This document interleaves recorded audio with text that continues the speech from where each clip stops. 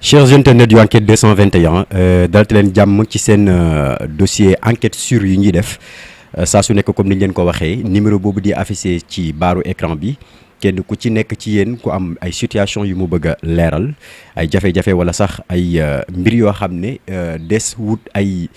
soutien pour ñu jàppale leen ci enquête 221 disponible la pour wàcc ñëw ci seen i bërëb waxtaan ko ak yéen tey nag ñu ngi fii ci HLM ñëw ci. benn cas boo xam ne dañ ko war a régler parce que day mel ne mbiru jaay doole boo xamante ni di ñoo ngi ko séq ak agence de sécurité du Sine Saloum ñoom ñoo am problème boo xamante ne nii bëgg nañu Sénégalais yi témoin leen ci parce que dafay bëgg a yàgg il fait presque plus de 30 ans loolu yëpp nag pour ñu xam ko dañ ciy waxtaan ak ki nga xamante ni mooy seen représentant nekk ci famille bi ñu bàyyi ko mu nuyoo. ak internautes yi ñu commencé waxtaan bi doyen tur bi naka la. Abdoulaye Mbaye laa tudd Abdoulaye Mbaye maa ngi dëkk fii ci HLM sama kër ngeen ma fekk fi may taawu famille ma may donc ñu am benn problème boo xam ne nag wax dëgg yàlla jaaxal nañ ba fu jaaxal yem jaaxal nañu fu ne fëgg nañ fa fu ne joytu nañ ko fa alors suñ frère bii nag moo ñëw contacter leen pour ñu ñëw parce que ñun duñu leen may dara dinañ leen dénigrer fu ñu mënti toll dañ leen dénigrer. ñun il s'agit d'une affaire suñu papa commissaire de police la woon retraité di créer benn agence de sécurité pour arrondir ses fins de mois il le gérait de façon informelle quelques années après mu décédé le siège est à Kaolack et on a des succursales un peu partout dans le Sénégal une histoire de 350 agents effectifs bi alors bi mu décédé suñu benn frère ñu indi ko fi mu jóge France ñëw parce que ñun ñëpp ñu ngi doon liggéey à l'époque mu ñëw gérer ko il l'a modernisé il l'a redressé vraiment alors ba mu doon société mais c'était un viveur un français mu nekk fa di vivre suñu benn grande sœur boo xam ne yàlla na ko yàlla yërëm gaañu na bu yàggul mooy taawu paa bi bu jigéen bi yóbbu ko tribunal pour mu mën di rendre compte famille bi loolu moo indi tribunal jot ci rek dal ne nag yéen redressement judiciaire la ñu di dugal daal ñuy dugal redressement judiciaire ñun xamuñu lu redressement judiciaire daal ñuy indil un juge commissaire ak un expert comptable muy syndic la tudd ñooñu ñu ne ñooy préserver les intérêts de l'État ñun xamuñu ñu daal di ànd ak ñoom donc ñu gérer ko ñoom ñu gérer ko mais redressement judiciaire pendant 24 ans c'est du jamais vu nous sommes à 24 ans de redressement judiciaire fi mu toll nii moomatuñ ko ñun ñoo ko moom sama papa bokk ko kenn moom moo créé fi boppam am na ay héritiers yu fi nekk yu dàq jàng ñooñu gën leen xam àddina mais ñu am daal benn problème boo xam ne daal moo ñu jaaxal daal. léegi balaa ñuy yaatal ci problème bi mën nañu xam kañ la ñu taxawal société bi ak fan lañ ko taxawalee ak naka lañ doon recruter ak ñooñu fan lañ doon liggéey ci Sénégal. 78 la ko sama papa créé 77 la retraité 78 mu créé ko à Kaolack donc ba ni mu décédé 92 bi mu décédé 92 moom il gérait comme ni ma la ko waxee de façon informelle. C'était pour juste arrondir ses fins de mois mais bi mu gaañoo nag suñu frère bi ñëw jël ko mais ña fay liggéey recrutement local la dañ laan daan jël ci biir soo amee ay marché à Kolda da ngay jël ay agents yu nekk Kolda soo amee Ziguinchor da ngay jël nekk Ziguinchor boo amee Kaffrine nga jël ñu nekk Kaffrine mais avec un chef de brigade boo xam ne dañ koy jëlee Kaolack yóbbu ko foofu mu superviser leen c'est comme ça que ça fonctionne noonu la daan doxale alors ba bu mu décédé nag suñu frère bi yor ko ba li ma la wax nii léegi ñu dugal ko en redressement judiciaire donc ñu daal di jaaxle ñu nit redressement judiciaire maximum 3 ans la war a doon 3 ans 2 ans la ak un bonus de 1 an pour ñu seet ndax mën nañ ko redresser bu ñu ko mën a redresser ñu daal di delloo société bi seen i borom ñoom ñu gérer seen bopp dafa leen nag benn feuille de route bu fekkee ne dem nañ ba xam ne dans les 3 ans mënuñ ko redresser dañ koy liquider bañ a redresser nag mooy mënul fay salaire mënul fay cotisation sociale yi donc dañ koy liquider. ba ban année ngeen la yëf yi dem ci loxol yoon. 98 ba tey mu ngi ci loxol yoon mais en 2018 dañ dem bind benn juge boo xam ne moo doon président du tribunal de grande instance de Kaolack wan ko nag ñun ñoo moom suñu yëf te fi dafa yàgg te ñun yoon waxul ak ñun léegi ñu bëggoon nag ñun suñu delloo suñu yëfu bay waa ji daal di analyser affaire bi pendant 2 mois daal di xëy tontu ñu ne delloo nañu ko parce que la société ne devrait même pas être mise en redressement judiciaire kenn waru ko dugal ci statut boobu mais ndax nañ ñu dugal ko ci une dizaine d'années une vingtaine d'années léegi nag ñu ne ko léegi dañ ko bëgg a récupérer mu jox ñu ko sur décision jox ñu ko ñu dem maintenant pour jël société bi ñi ko doon gérer daal def appel ñu dem cour d'appel xam nga boo ñëwee grande instance ñu jugé la su la neexee soo perte wala nga am lu naqar da ngay dem appel ñu dem appel président du tribunal ba fa nekk di Ousmane Kane il était de connivence ak ñoom Ousmane Kane la tudd mooy premier président de la cour d'appel de Kaolack nekk de connivence ak ñoom donc daal di téye société bi ne du ko joxe. léegi ña fa doon liggéeyee xanaa du famille bi ñoo leen fa teg. déedéet famille bi tegu leen fa tribunal lañ leen fa tegoon tribunal moo leen fa tegoon waa ji bi juge bi ñu ko delloo woon bi ñu ko delloo nee na il a radié le syndic il a radié l'administrateur provisoire delloo ñu suñu affaire ñun. am na benn période boo xam ne dañ leen a delloowaat famille bi géré waat ko. waaw bi ñu ko joxee ñun jotuñ ko sax jël dañ ñëw rek ñu daal di ñoom dañuy def appel daal def appel donc nga xaar appel bi ça a pris 1 mois à peu près ñu daal di ñu convoqué appel waa ji daal ne léegi nañ leen may 3 mois ñu def l'état de lieu ñu def rapport quoi juge bi wax loolu de Ousmane Kane boobu ñu bañ Ousmane Kane indi na fa ñaari L200 yu fees dell ak ay alkaati ñëw pour déloger ñu. ci agence bi parce que bi ñu ko waaj a delloo dañ jël benn bureau ñu jël benn bureau ñu bañ ñu ko jox ñu daal dellu ci juge bi joxaat ñu autorisation d'ouvrir le bureau ñu ànd ak huissier ñëw ubbi ko fekk ñu fa dara sax mais ñu occupé bureau boobu suñ benn frère bu nekkoon Kaolack moo fa daan xëy di fa gont alors ñoom ñu occupé yeneen bureau yi parce que y avait 4 bureaux ñoom ñu occupé yeneen bureau yi di doxal mais ñoom bi ñuy doxal ñu ne léegi nag il faut que ñu génn ñu ci bureau boobu ñun bureau bi ñu occupé dafa leen gêné donc daal di indi ñaari L200 am naa élément bi ak yu fees dell ak policier ak benn commissaire de police benn lieutenant de police xam nga commandant de police plus un huissier ñu ñëw ne dañuy génne man bi ma ko waxee waaye daf ma oo j'étais à Dakar mu ne ma naa ñëw ma ne ko mardi dinaa ñëw parce que lundi la woon ma xëy mardi oo ñun ñëpp ñu daje Kaolack nous sommes 11 garçons ak 26 filles 34 héritiers lañu 37 héritiers 37 alors ñun ñëpp nous sommes retrouvés à Kaolack ñu ñëw fa ñu indi jéngu fa benn peeru jéngu boo xam ne moom xam na ne àddina day tukki te amul benn kayit gu ñu fa war a génnee donc ñoom ñu replier daal dem seen yoon ñu continuer toog mais lu continuer toog ba fee toog mu leen di gêner ñoom ñu résilier contrat boobu dem wuti seen bureau bopp. ñu beru quoi. waaw ñu beru mais ci turu agence bi. ci turu agence bi léegi nag de connivence avec le juge am na benn agent bu fa nekkoon agent la woon mooy directeur bi léegi Babacar Ndaw la tudd un agent dicté CE2 mënu ko c'est-à-dire jànguñu alors benn fiscaliste bu nekkoon foofu boo xam ne sama frère ak magu kii moo ko fa yóbbu mu doon syndic muy Pape Ibra Lo alors moom il est de connivence avec le juge ak directeur bi ñu nommé ñoom daal ñoo fa nekk di def seen bambula ñu ngi noos ñu ngi jënd seen oto ñu ngi def seen affaire pendant que ñun toute la famille ñu ngi galéré ñun amul kenn ku ci liggéey amul kenn ku ci xam dara xamuñu comptabilité nous sommes ni de près ni de loin affiliés à cette histoire là bokkuñu ci rendre ñu compte xamuñ lu asal xamuñ lu amul suñu yoon newu ci ñun ñoom écarté nañu daal di doxal ak juge bi juge bi tamit il est trop impartial parce que dafa partial parce que sooy jugé en tant que juge nga di juge la moom c'est un grand juge léegi mu retraité xam naa ne sax kooku boo amee ñaari affaire yu concerne ñaari nit mais da nga leen entendre ñoom ñaar ñëpp mais mun loo farak kenn ki rek di dem ak ñoom rek doo wax ak ñun du wax ak ñun dara te man gëm naa ne dañ ko nax dañ koy wax yoo xam ne buñ toogoon ma dindi ko ñoom ñu toog kenn du li may wax kenn du ko dindi. léegi famille bi ban année lañ gëj a jot ñoom koppar bu jugee ko ci agence bi. mosuñu ko cee jot bañ ko nekkee redressement judiciaire ba tey amoon na. depuis 1998. ba léegi. waaw 100 francs jotoo leen ko ci société. am naa sama benn veuve papa benn rek fi nekk 3 la ñu woon benn veuve moo fi des chaque mois ñu jox ko 50 000 benn veuve bi 3 yëpp lañ daan jox 50 000 ci société bi les 2 sont décédés dont la mère de celui-là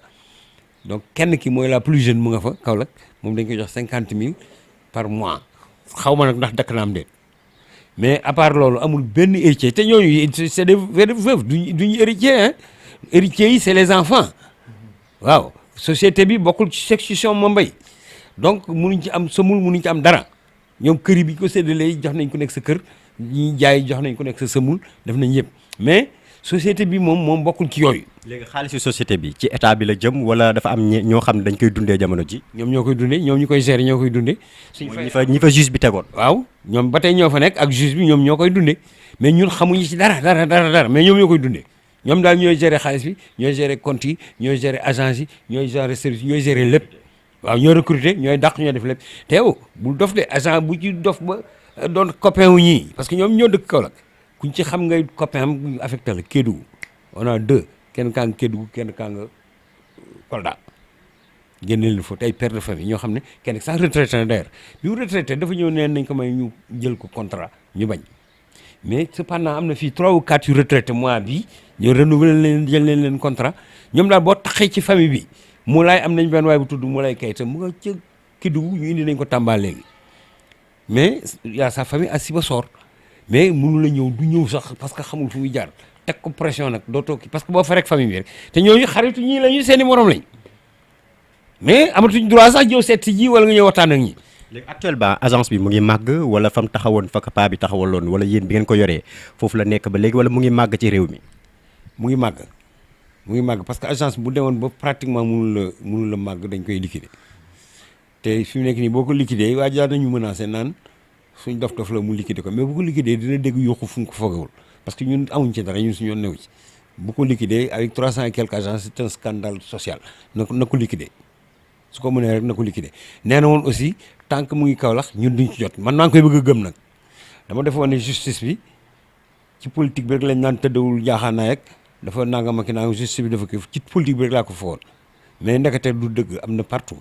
mais du ma ni ñëpp bon nag parce que kii ko delloo xamuñu ko dañ ko bind lettre rek ne ko dañ bëgg si ñëf ñu delloo ñu ko mu delloo ñu kooku xamuñu ko c'est un sérère chrétien de surcroît mais kii nga xam ne nag moom moo dëkk Gandiaye xam juste bu am ay relation ak suñu mbokk sax mais moo ci ngoyaalu rek pourquoi nag ñoom rek ko xam mais je sais que la société respire la bonne santé am na xaalis amul kenn koo xam ne ci famille bi la complice ak état ak justice boobu ngay wax ne ñoom ñoo foqati seen société. mukk amul parce que nous sommes 3 ou 4 ñoo koy doxal pratiquement ñooy dox yëpp activité yëpp yu jëm ci société bi ñoo koy dox mooy kii comme moo leen indi fii man ak am naa ñenn kii ñëw di jël taxi di ñëw ci des nga Kaolack son grand frère 4 yooyu pratiquement ñoo koy dox ñi ci des koo ci laaj xamu ci dara donc amul complice amul moom. léegi juge bi mës na leen recevoir ba ngeen wax ko seen méthode ak ñu finaliser problème bi mu jeex benn yoon mësu leen recevoir. mësuñu recevoir il ne veut pas nous recevoir il ne veut même pas nous voir en photo juge bi bëgg ñoo gis mësuñoo woo mais juge bi nee naa la dañ ko nax ñii li ñu def ay sàcc lañu ñoom ñëpp ay sàcc lañu te buñ toogee moo leen ñoom ay sàcc lañu te du deñ man géré naa ko dama retraité douane dem géré ko 5 ans 6 ans on m'a taxé de tous les noms d'oiseaux mais dañ xamul man yóbbu nañ ma fi tribunal ñaari yoon bañ dee dossier classé mais ci arme yi ma yore ñoom xamuñu ko dañ defa man ngaaka laa rek bu dox rek mais ñoom ci ak juge buñ toogoon kenn du wax dana leen wax ñoom ñëpp fa ñuy sàcc ak la ñuy sàcc te man kenn du ma kii man maa leen daan abal 5 millions 4 millions ñuy mottili salaire combien de fois man maa leen ko daan di abal man maa fi ñëw fekk leen ci benn bikoog bu ndaw ba ma ñëw soog a ñëw boo xam ne saa waay 25 000 lañ daan fay muy bureau mbaar la man ma ñëw fekk fa benn waaye leen abaloon bu leen amee loon ay millions des dizaines de millions 11 millions et quelques koo xam ne mënatuñ ko gis man maa ko dox ak sama frère bi nekk France ñu jël avocat dox ko mu génn ñu indi ma 11 millions yi sama loxo. kon par weer yow ñaata la agence bi doon génnee. ëpp na 25 millions parce que salaire rek 25 millions la poste yëpp. mais depuis redressement coowal redressement bi ba léegi nga xam ne jotoo leen xaalis kon alal gi ngeen jàpp ne dañ koo sàkki ci famille bi ñaata lay tollool. non mënuñu ko xayma nag xam naa ni bari na ça fait parce que 24 ans de redressement 24 ans de vol je dirais war na mën a bari. parce que dina ay milliards. bien xaw ma de vraiment mënu ma ko évaluer waaye bari na. yow période bi nga fay nekk weer bu jot ñaata nga doon. non man 300000 directeur général 300000 la naan. société bi en tant que tel. non société bi naa la c'était dans l'ordre de entre 17 et 21 millions léegi ils sont à entre 20 25 20 21 20 25 waaw par mois salaire ah 1 franc duñ ko ci am 100 franc nga wax 1 franc 1 franc amuñu ko ci 1 franc amuñu ko ci xamuñu nu muy demee xamuñu ci dara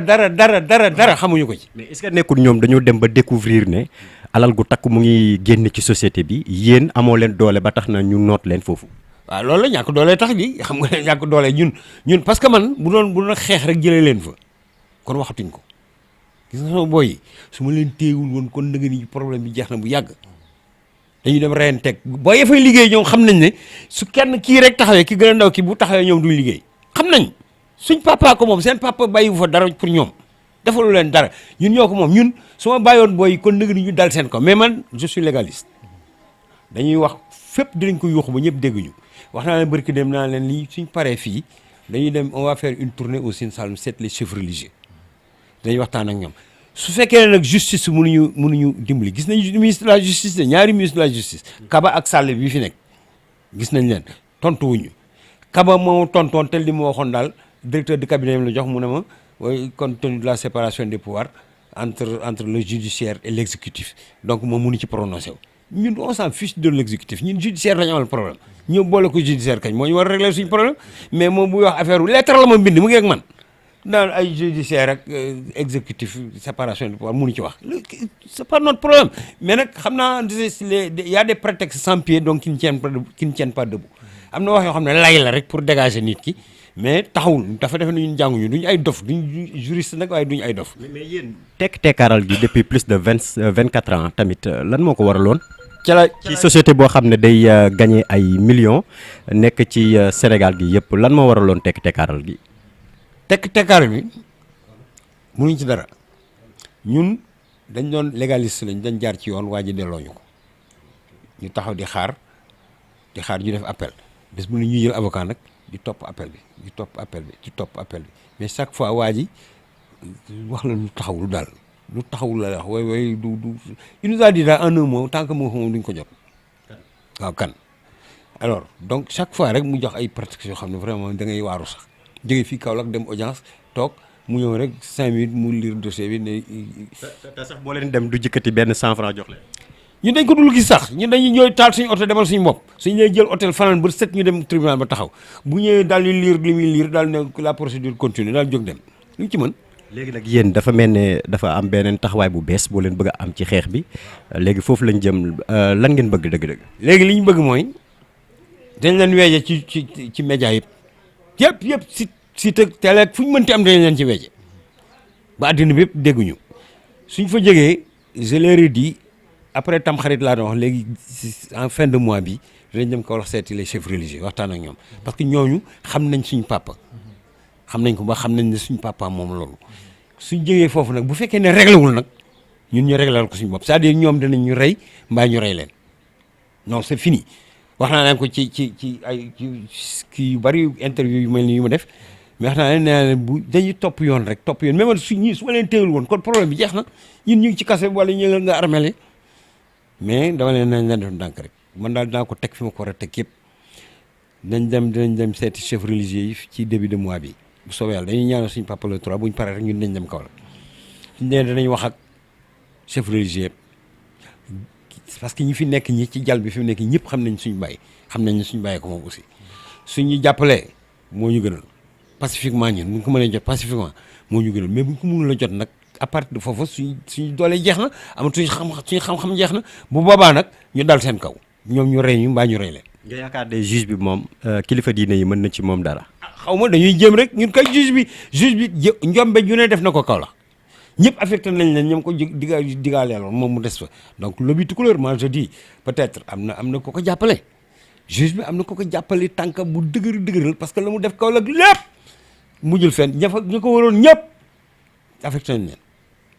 ci ay problème différents problèmes moom kenn moo fa des di buur di bumi mooy alpha et oméga de cette affaire là dans cette affaire là c'est lui l'alpha et l'oméga ñun daal saa yu sonn nañu coono goo xam ne gii mën nañ leen a bàyyi ak yàlla sax parce que yàlla gëmul nelaw te il est vrai que c'est lui le seul juge. nga xam ne mooy suñu àllu baay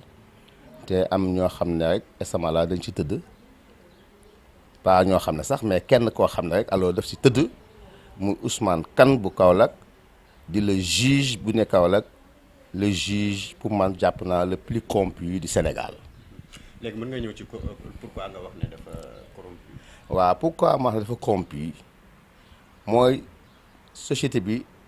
alors dañ ko yoree 24 ans lañ ko yoree bon parce que redressement judiciaire 3 ans ak la mën a nekk mënu ko weesu. alors bi nga xamee ñoom tëdd nañ si am benn juge bu ñëw parce que du amee ko corrompu am na koo xam ne corrompuwul dina dox te yàlla kese tax am benn juge bu ñëw bu ñu naan ndig alors ba mu ñëwee xool yëf yi fekk ko fa xool ko xam ne lii c'est pas normal du yoon redressement judiciaire boo xam ne dem na 24 ans c'est pas normal alors mu daal di ko delloo ak seen borom. alors bi ñu ko delloo seen borom ñoom ñu def appel parce que moom a fa nekk ak maître Ndoye maître Lo ba fa nekk ak Seynabou Ndiaye boobu alors ñu daal di def appel bi defee appel moom mu téye business bi ne duñu ko delloo. alors sooy def benn business dooy laaj da ngay laaj da ngay déglu ñaari version wala nga laaj ñaari parti mais du benn parti rek ngay laajte moom lu yësee daal problème am daal mooy alors day ñëw rek alors daal na woy je continue léegi daa dem daal du ñu laaj sax ñun ñi nga xam ne ñun ñoom moom suñu yëf moom moomu ko moomaanu ko donc sooy laajte da ngay laaj ñi nga xam ne boog associé ñi nga xam ne boog seen bàyyi ko moom mais yow associé woo kenn alors yow daal yaay buur yaay bumbi alors loolu day loo xam ne ñun duñ ko seetaan tey duñ ko seetaan ëllëg jaral nañu nag ba suñu bakken waaw jaral nañu ba suñu bakken parce que yàlla moo ne sa alal topp ko ba bàyyi fa sa bakken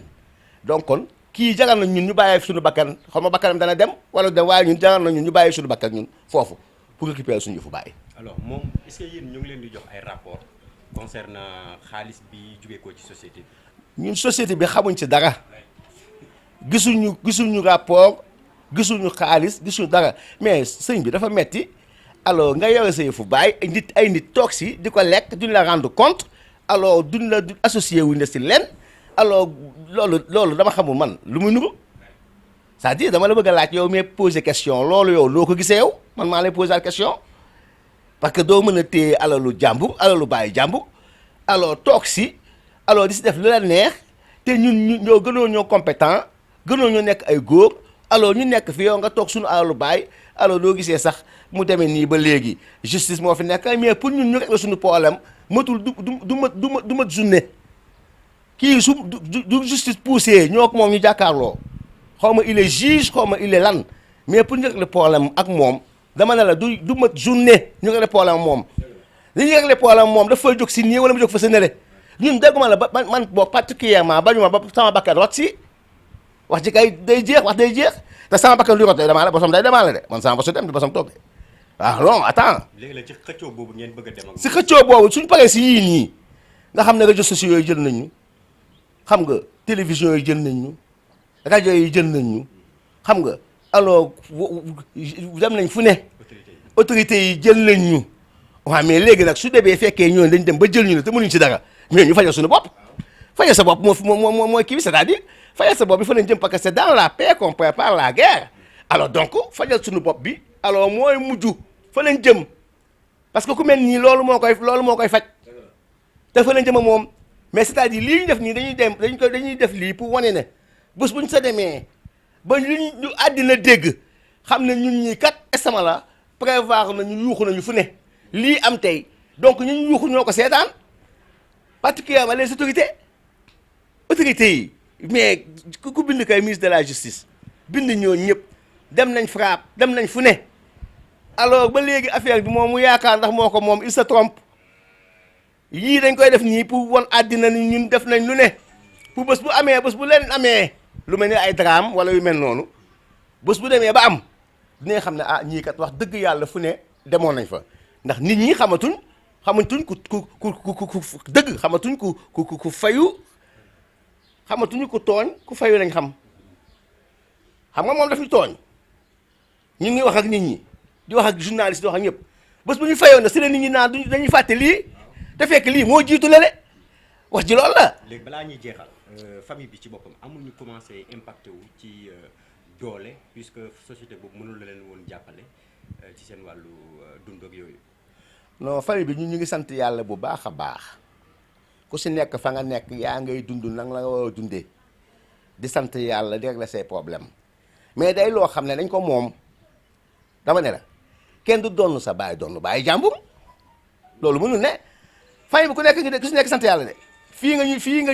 ñuy jël di ñu recevoir tey suñu kër grand frère la kër gu mel ni doo xamee xam ne doo gisee xam ne boobu moom ngi sant yàlla soo demoon sama kër léegi xam ne maa ngi sant yàlla nga dem si ñeneen ñu ngi sant yàlla ku si nekk yaa ngi si occupation mais nag sa alalu bàyyi doo ko bàyyi ay vaurien estement la di ko jël di ko utiliser ah ay vaurien ñoo xam ne dégg nga maam c'est des arrivistes estement la alors ba nga ba ñu mais lii sax moo lay wan ne rek ñii ay arrivistes lañu yow doon ni woo sa baay ñoo si alalu bàyyi jàmb alors toog fa di fa def lu la neex ah ñu naan la monsieur le juge nga yaakaar ne yaa si ne juge boo xam ne yow toujours estement la nga def ay tuuxi duuna alors ñu bàyyi la fa nga nekk mais nañ ma woo ma wax leen waaw. jox nañ leen fi mu toll nii rendez-vous ak justice wala. ñun si justice lañ ne am nañ avocat dem na sax ba bëgg a koom suñu avocat non kaay ma jox la estement la nga nekk syndic bi kooku bañ. kooku ne ko man du ma ko def tey du ma ko def ëllëg parce que du ma juger ñi nekk seen avocat di leen défendre nga may oo pour man jéem a tey nekk syndic bi donc kon muy loo xam ne Ifuma tey lay def waaw comme que Ifuma tey lay def nag dinañ ko ne ko Ifuma tey estement la dinañ ko ne ko Ifuma tey ñii lañ koy dindee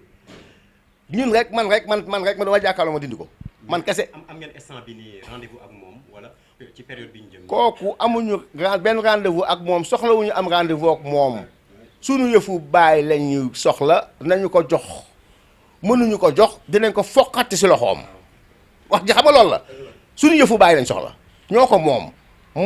bàyyi moomu ko suñu bàyyi ko moom associé wu la kenn moo ko ñefeel boppam liggéey ko boppam alors moom mu bëgg a ñëw toog si jonkon si moo ko ces vauriens là ces arrivistes là non on va pas accepter monsieur li ñu koy laaj mooy nañu ko jox ñoo ko moom sunu bien la sunu bien wu bàyyi la mënuñu ko jox lii ñu def nii dañu avertir àddina bi rek waaye dañ ko foqati si loxoom lu leer laa la wax te bés bu ñu ko foqati si loxoom nag man je suis prêt esama la pour nu mu fu mu yem neex du fekkee ay bakkan lay rot na sama bakkanam ànd parce que moom duñ ko fi bàyyi de man de bés bu sama bakkan doon rot bakkanam day ànd ak moom lu leer laa la wax waaw. muy problème boo xam ne dafa jaaxal Sénégal yëpp te problème bi bëri na ci réew mi. te redressement judiciaire boo xam ne dafa def 25 ans man loolu mosuma ko gis waaw dañ ñoo tooñ te dañoo bëgg Sénégalais yëpp xam ne dañ ñoo tooñ te dañoo bëgg ñu delloo ñu suñu alal parce que ñoo ko moom duñ leen ko bàyyee nag duñ leen ko bàyyee tey duñ leen ko bàyyee suba ñun ñoo ko moom sam papa moo ko moom bàyyee ñu ko kon donc duñ leen ko bàyyi ñu donn sa pap donn sa baay donn bàyyi jàmbur amul fenn. léegi yéen da ngeen a bëgg jot société bi wala alal gi nga xam ne moom la ñuy lekk ñoom te amuñu ci droit moom ngeen soxla wala lan ngeen soxla dëgg-dëgg. dañoo bëgg ñu jox ñu suñu société ba pare liñ ne woon dañ koy gérer parce que ku jóg ne dafay redresser war ngaa mën a teg dara ci table yi ñoom ñoo ngi dagg agent yi ay IPRES ñoo ngi dagg agent yi ay cotisation mais ku leen wax agent yi dem di ànd ak ñoom di leen faral di def parloo mais agent yooyu kan moo leen wax ne ndax liñ leen di dagg ñu ngi leen koy verser IPRES agent yi dañoo war a xool seen intérêt mais buñ xool koo xam ne tey léegi si biir moo leen di xëbal pour dàq leen ñoom dem nañ ba dañoo napp agent yi napp nañ agent yi ba agent bu wax sax ñu dàq la agent yi dañu war a xool seen intérêt parce que agent yi dañuy liggéey pour seen famille ñun nag société bi duñ leen ko bàyyi kooku moom xoolal muy naaj muy taw duñ leen ko bàyyi waaw jéem nañ ci ñun nag lu ne ñu ngi koy jéem ci ñun mais yàlla rek moo fi nekk waaw société bi sam papa moo ko moom commissaire Mambay Mbay Kaolack ñëpp ko xam interview bi ñu def Walfadjri keroog ñëpp a woote te dinañ dem Kaolack def fa marche ñu nekk waa FRAPP ñëpp xam ne dañ ñoo tooñ waaw ñoo ngi woo nag ministre de la justice di woo président de la république mi nga xam ne moom moo njaboote ñëpp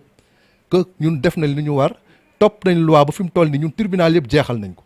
dem nañ ba moom sax daf ñu yóbbu CCJ tribunal bu Abidjan kan moo problème bu am Sénégal noo koy régler Abidjan amul fenn nañu leeral suñu yëf te ñu jox ñu suñu yëf mënuñoo fexe ba ñu bàyyi leen société bi waaw ñi si nekk ñëpp xam nañ leen xam nañ fi ñu dëkk xam nañ fi ñu juddoo xam nañ fi ñu yaroo ndax ñun Kaolack leen dëkk dara ëmpul li ñu def ñun xam nañ ko dañuy woo nag sénégalais yëpp ñu xam ne dañoo tooñ dañoo tëdd suñu alal pour muy leer dañoo tëdd suñu alal ñun Kaolack leen dëkk Alaaji Mambay mooy suñu papa dañoo tëdd sunu alal dañu delloo sunu alal loolu lañ bëgg te ñoo ngi woo képp koo xam ne borom xam-xam nga wala nga am ndombay tànk ñu ngi lay oo ci lii. dinañ fi dellusiwaat famille bi yëpp daje incha allah le 3 septembre bi ñu jëm donc lu ñu fi tënk rek ñoom famille bi incha allah dinañ leen ko dëgtal waaye tamit dañ leen topp parce que ñoom ñu ngi war a def descente au niveau de Kaolack ànd kook ay société civile beeg ñeneen ñoo xam te ni war nañ leen mën a jàppale si mbir yi ñu leen di lancer aussi message. comme ni ko waa FRAPP defee ñëw accompagner leen ci combat bi yéen société civile bi ak ñi nga xam ne am nañu doole jàpp ne am nañu kàddu pour jàppale leen ngeen ñëw jàppale leen ci combat bi comme ni ñu ko waxee rendez-vous le 3 la ñu joxe fii ci biir kër gi fii ci HLM incha allah dañ ci ñëw gën ko yaatal mbokk yi lii moo nekkoon enquête sud bi ñu doon amal tey numéro boobu affiché ci suuf moo nekk numéro enquête 221 ku ci wootee rek incha allah boo amee sa situation boo bëgg fësal incha allah ñu ànd ko ak yéen jërë ngeen jëf.